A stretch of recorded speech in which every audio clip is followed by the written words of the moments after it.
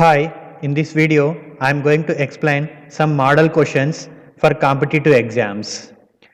If you like this video, subscribe to my channel for more videos. Question 1. Trichloroethanol is an active metabolite of. So it is the active metabolite among these examples: amitriptyline, allopurinol, diazepam, chloral hydrate. So among these four, which one is giving metabolite trichloroethanol? So you'll see one by one. So what is the metabolite of each drug? So amitriptyline, it is a tricyclic antidepressant, TCA. So amitriptyline, we can observe here dimethyls are present to the nitrogen. So after metabolism, so it is going to give the one methyl is going to remove, N-demethylation is going to happen. So this is the active metabolite we can observe. So amitriptyline, after metabolism, it is going to give nortriptyline. So this nortriptyline is the active metabolite. So I'll come to the next example, that is allopurinol. So allopurinol, it is a purine derivative. So this allopurinol, after metabolism, it is going to give oxypurinol. So you can see here in this second position. So this is the first position. The second position, you can observe the double bond O is going to form after metabolism. So this is oxypurinol. And next, diazepam. So diazepam, it is undergoing metabolism by cytochrome P450 enzymes like cytochrome P3A4, cytochrome P2C19. So by these two enzymes, so it is converting into nardazepam. So the difference between diazepam and nardazepam is nothing but the methyl group is not going to exist. So removal of this methyl group, N-demethylation is going to happen and it is going to produce nardazepam. Otherwise, only with the enzyme cytochrome P3A4, it is going to give temazepam. So here the variation is that in the third position OH group is going to present addition of OH group by this cytochrome P3A4 enzyme. So next, after this nardazepam or temazepam, it is converting into oxazepam.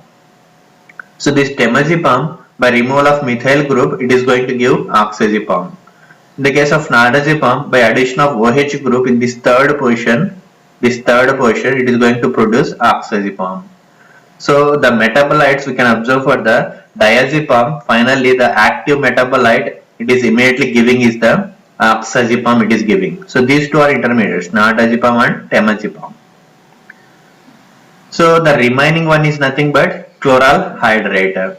So amitriptyline it is giving nortriptyline as the active metabolite. Allopurinol it is giving oxypurinol. Diazepam it is giving oxazepam as a active metabolite. So remaining one is nothing but here chloral hydrate. This chloral hydrate is going to produce trichloroethanol as a active metabolite. So this is the answer we can observe. In the case of chloral hydrate, so I given the clear picture here, the metabolism of chloral hydrate.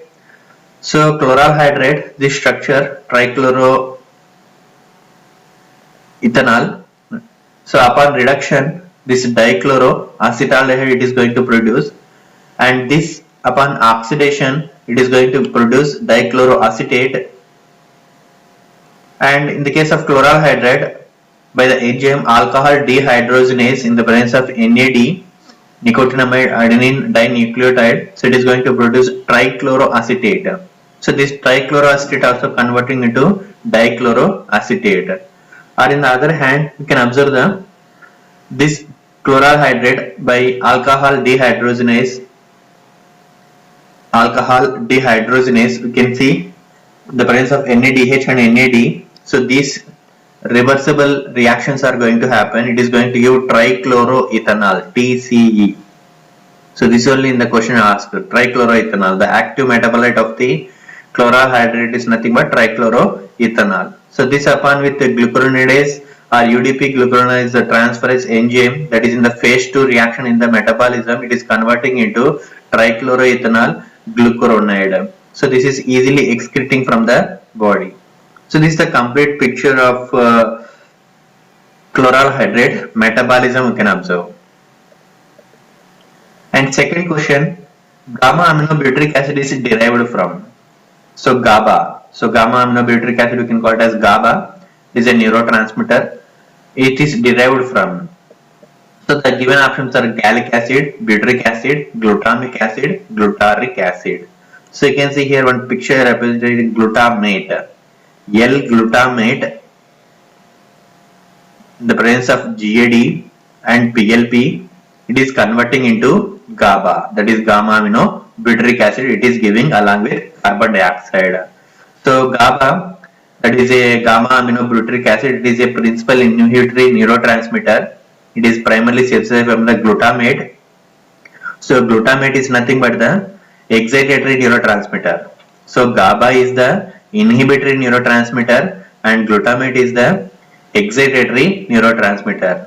So via the enzyme glutamate decarboxylase, GAD, glutamate decarboxylase with pyridoxal phosphate, that is PLP, pyridoxal phosphate, the active form of vitamin B6, so this PLP as a cofactor. So by the conversion of this glutamate, that is excitatory neurotransmitter, the presence of enzyme GAD and cofactor PLP, it is converting into inhibitory neurotransmitter, that is GABA it is producing. So it is the answer for this is the glutamic acid. And next question, who discovered oxytocin? So the discovering of oxytocin, so they given the different scientist names. So we can see one by one each scientist what he invented. So the Frederick G. Banting was a Canadian medical scientist, physician, painter and Nobel laureate, noted as the co-discoverer of insulin and its therapeutic potential. So the insulin co-discoverer you can observe this scientist, Frederick G. Banting. And in the case of James B. Culip, James B. Culip was a Canadian biochemist. Who was part of the Toronto group with isolated insulin. So isolated insulin, he involved in a group. And next, Henry Dale, he received the Nobel Prize in Physiology or Medicine in 1936, with Otto Louis for their research with proved chemical synaptic transmitter in the peripheral nervous system. The peripheral nervous system, the synaptic transmission. So in this research they got the Nobel Prize in the 1936, Henry Dale. And the next option, that is Vincent du Vignette. So in the 1950 earlier, this American biochemist found that oxytocin is made from the 9 amino acids and he identified its amino acid sequence. So the amino acid identified and it is having 9 amino acids, this oxytocin, and the sequence also identified by the scientist Vincent du Vignette. So answer is the Vincent du Vignette. And next question, the bitter taste of suspension of femoxetine may be suppressed by. So this femoxetine, the bitter taste in the suspension form, it is completely suppressed by which mechanism? So either by chelation with EDTA or chelation with cyclohexanol and complexation with oligosaccharide or complexation with cyclodextrin. So mostly the drugs having bitter taste cause lower patient compliance. So due to this low patient compliance, so we are converting this bitter taste into, we are decreasing this bitter taste in the drug formulation. So many taste making techniques such as physical barrier coatings we can observe by sugar coatings and chemical modifications and sensory making have been developed. So among those chemical modification, the inclusion complexation of drugs with cyclodextrin. This cyclodextrin can provide the effective bitter taste masking effects without complicating formulation and delaying the dissolution of drugs. There is no effect on the dissolution and this is completely going to mask the bitter taste of the drug by complexing with the cyclodextrins. So here also the femoxetine, the bitter taste of the suspension is completely masked by complexing with the cyclodextrin. And next question, edrophonium has a short duration of action because. So edrophonium, this is a structure of edrophonium. So it is a quaternary ammonium compound. So it is a short and rapid acting anticholinesterase, edrophonium, anticholinesterase. So it is a positively charged quaternary alcohol. So by seeing the structure, we can easily identify it is a quaternary alcohol containing group that binds reversely to the. So it is a positive charge. So positive charge means ultimately it is going to bind with the anionic site of the cholinesterase. So if you observe the answers, so it can form reversible complex only with the anionic site. So it does not make any esteric state. So only it is going to make a complex with the anionic state due to this quaternary ammonium salt present in the edrophonium compound. So it is a rapid acting anticholinesterase enzyme binding with the anionic site of the cholinesterase. So answer is D. And next, that is saline cathartics acts by. So by seeing the answers, we can clearly say the answer. That is increasing the osmotic load of the intestine by absorbing large quantities of water. So large quantities of water is absorbed in the intestine. So by that increasing of osmotic load, so due to this increasing osmotic load, it is going to cause the defecation of the fecal matter and causing the cathartic activity. And local irritation on the intestine, it is not going to cause this saline cathartics, that is irritants are going to cause this type of mechanism, and causing smooth clearance of fecal material, so that is causing by the lubricants, and increasing bulk of intestinal content, that is bulk cathartics, that were going to cause this type of mechanism. So saline cathartics are increasing the osmotic load of the intestine by absorbing large quantities of water. And next is the bile pigment. Bilirubin is produced by. So bilirubin, how it is forming? The bile pigment, bilirubin is produced from, so either by breakdown of leukocytes, or the breakdown of fatty acids, or from the breakdown of erythrocytes, or the breakdown of amylase.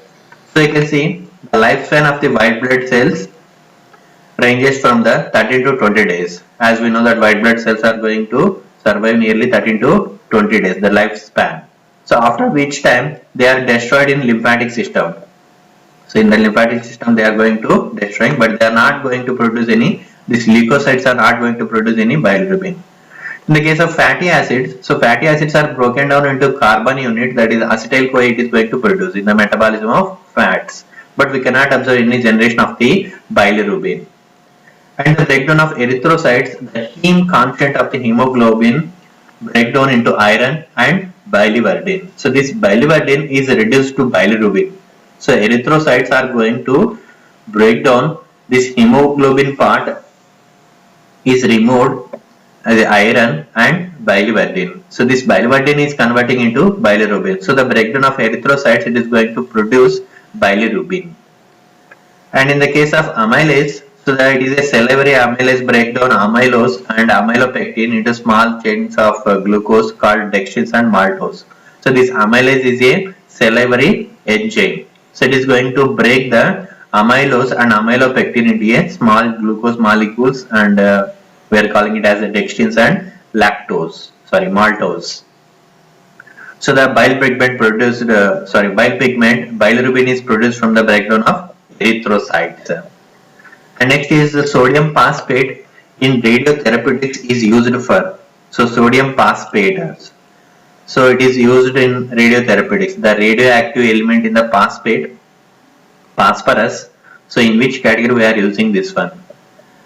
So carcinoma of the uterus and urinary bladder, treating polycythemia vera and thyroid disorders, and diagnosis of pernicious anemia.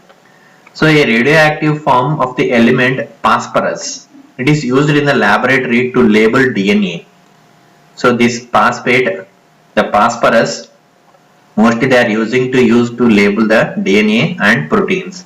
It has also been used to treat blood disorders called polycythemia vera, and certain types of leukemia, but it is not commonly used anymore.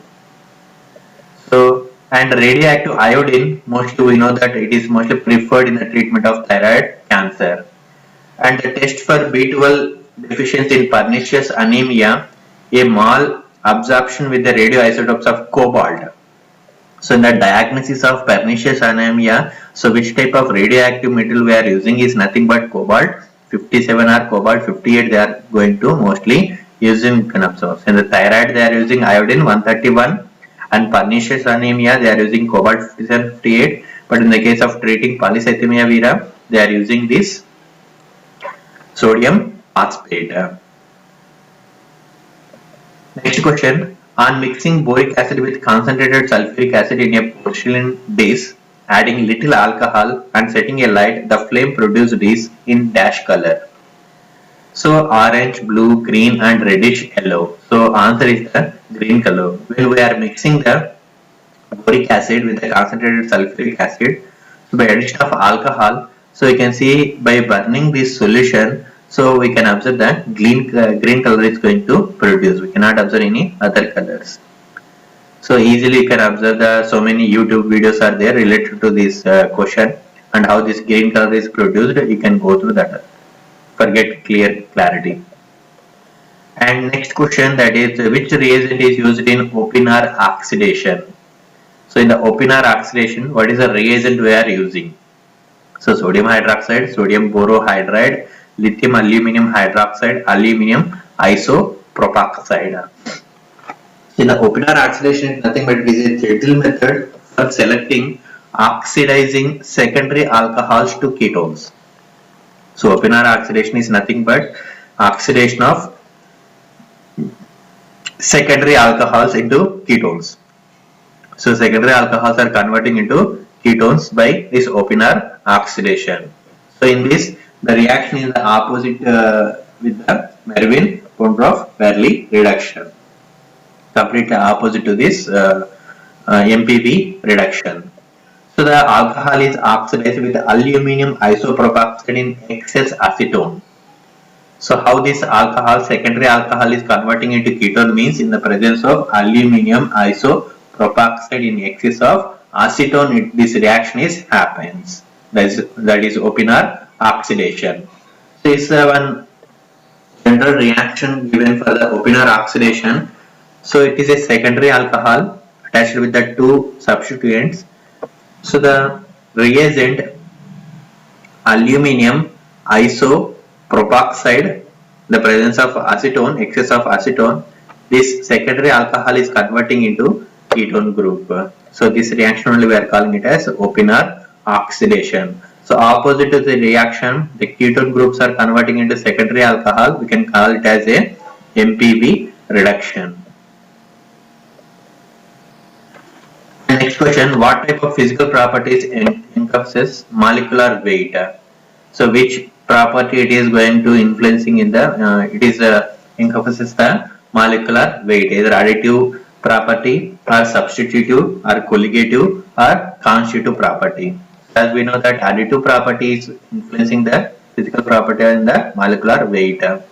So additive properties depends on the total contribution of atoms as the sum of the corresponding properties of individual atoms within the molecule. Nothing but by totaling of all the atoms present in the compound, it is going to represent the molecular weight. So molecular weight is coming under the additive property basing upon this definition.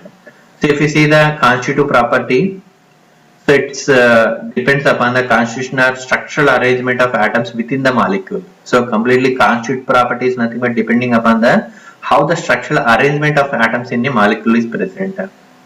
And colligative property depends on the ratio of the number of solute particles to the number of solvent molecules in a solution. So clearly see that the colligative property is nothing but completely depends upon the ratio of the number of solute particles are completely present in the solvent molecules in a solution and not the nature of the chemical species present. So the answer, we can observe the physical property encompasses the molecular weight is nothing but additive property. And next is the following are excreted faster in basic urine. So in basic urine, which drugs are mostly excreting faster? So the given options are weak acids, strong acids, weak bases and none of the above. So we can observe them because of enhanced dissociation. So due to the enhanced dissociation of weak acids are excreted faster in basic urine or in the not acidic urine. So in the basic urine, most of the weak acids are completely dissociated and it is easily excreted. We can observe through urine.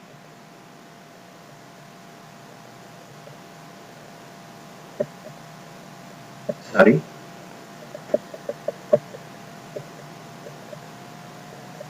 And next is the pH of buffer system can be calculated with. So the pH of the buffer system we are calculating by using which equation? So as we know that the pH of buffer system or pH of any solution mostly we are calculating by using Henderson-Hasselbalch equation. So Naismith-Whitney equation we are using to find out the dissolution rate of the solution or compound, and Henderson-Hasselbalch equation we are using for the determination of our calculation of pH, that is negative logarithm of hydrogen ion concentration pH, and Michaelis-Menten equation is the rate of equation for the one substrate enzyme catalyzed reaction.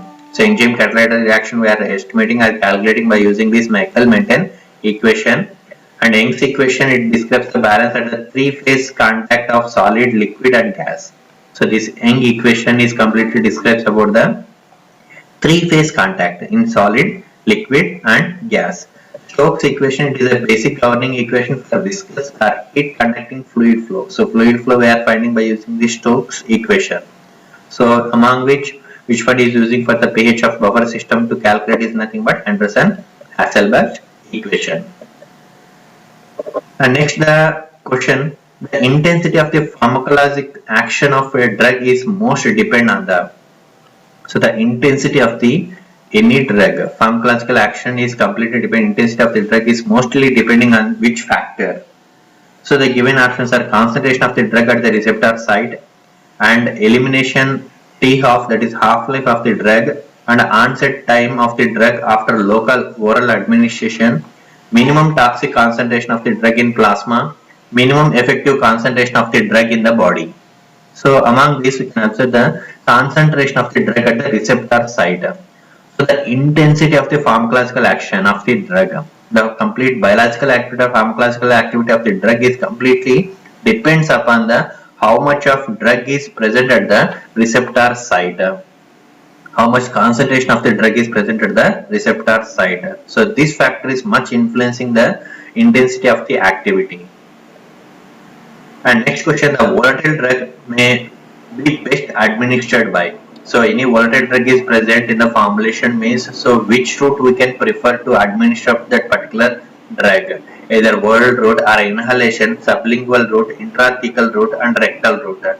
So volatile drug means mostly we can prefer inhalation route, we can prefer other than these routes of administration. Inhalation method is more preferable. And next question, an antagonistic has. So what is antagonistic?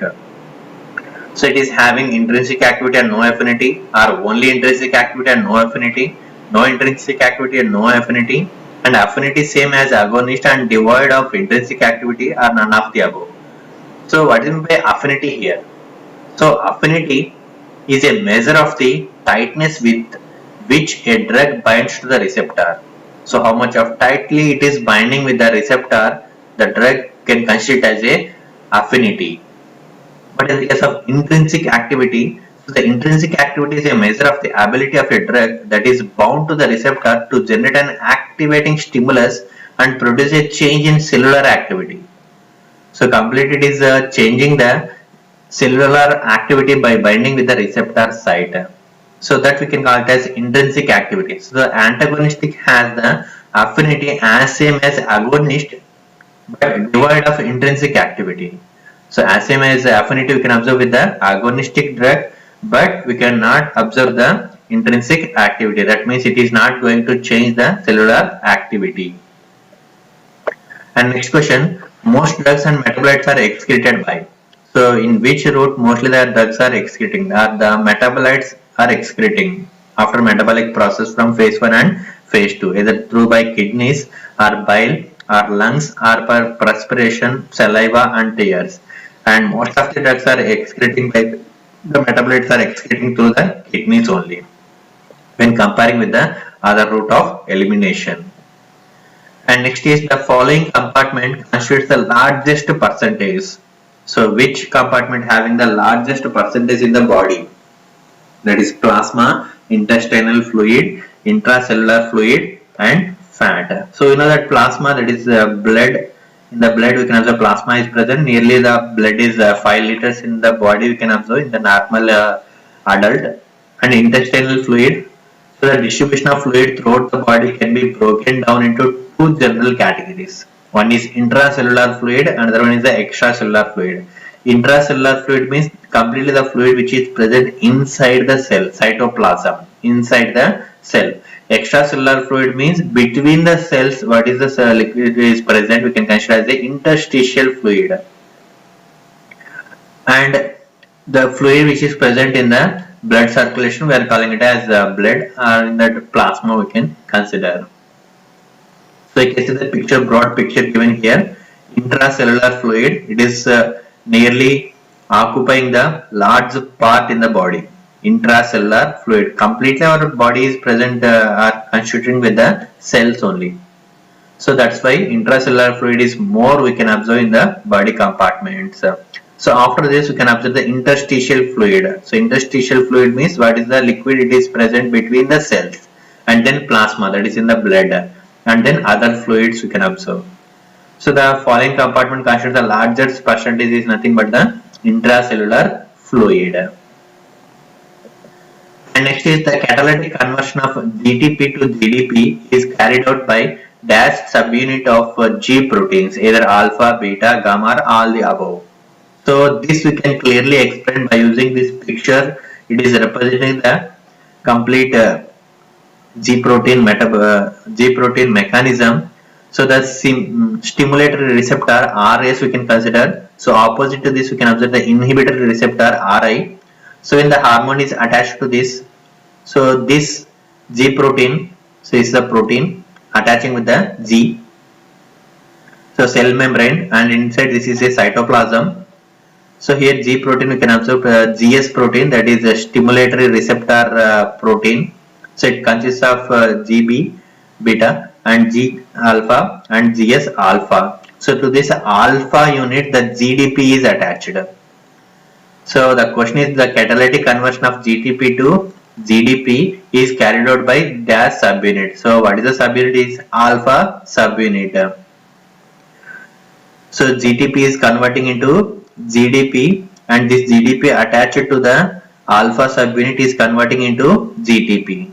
So this is moving we can observe in the cytoplasm, and it is binding with the adenylate cyclase secondary messenger, and it is going to produce secondary messenger, that is cyclic AMP, adenosine monophosphate. By combining with the phosphate, it is going to forming as a protein kinase.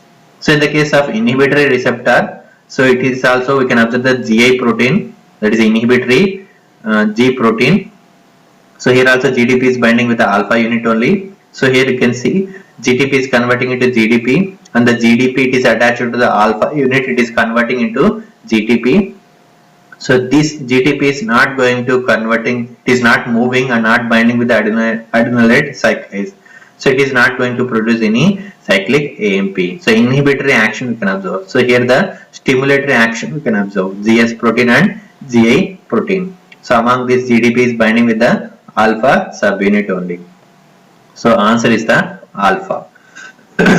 And question 20, the Clade Bernard is known as father of medicine, father of pharmacognosy, father of pharmacology and father of experimental medicine. So this Clade Bernard is related to the father of experimental medicine. So father of medicine we can consider it as a Hippocrates we can see. And father of pharmacognosy, we know that Sedler is the father of pharmacognosy. And in the case of father of pharmacology, that is Oswald Schimmelberg. And father of experimental medicine, that is Clade Bernard. So these are the scientists related to the these given answers. So here the Clade Bernard is nothing but father of experimental medicine. I hope you understand these questions. If you like the video, subscribe to my channel for more videos. Thank you.